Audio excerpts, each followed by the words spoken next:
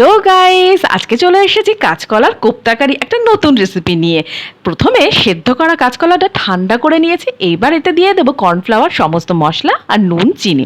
এবার ঠান্ডা করে কাঁচকলাটা হাতের সাহায্যে একটু স্ম্যাশ করে নিচ্ছি।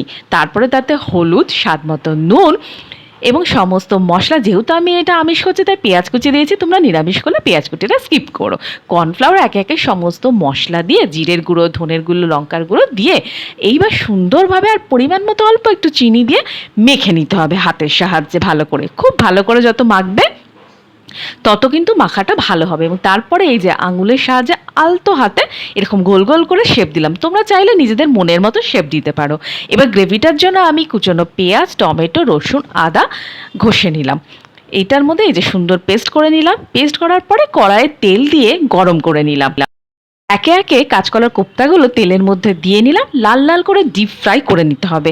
হালকা আছে মিডিয়াম টু লো ফ্লেমে ভাজবে। তারপরে জিরে, লঙ্কা, শুকনো লঙ্কা ফোড়ন দিলাম এবং তাতে আগে থেকে করে রাখা তেজপাতাও দিয়ে দিলাম। আগে থেকে করে রাখা ওই মিক্সটা দিয়ে ওই যে পেস্টটা দিলাম, দিয়ে এবার সুন্দরভাবে কষিয়ে নিতে হবে। যত বেশি কষাবে তত বেশি কিন্তু রান্নার স্বাদটা আসবে।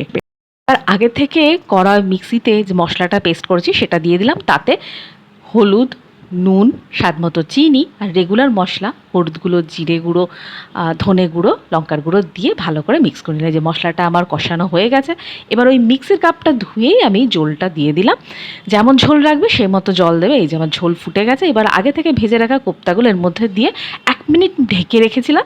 তারপরে আমি সার্ভ করতে নামিয়ে দিয়েছি। এতে কিন্তু ময়দাও লাগলো না, বেসনও লাগলো না। দেখলে কি সহজ পদ্ধতিতে সুন্দরভাবে হয়ে গেল। কেমন লাগলো অবশ্যই কমেন্ট করে জানিও।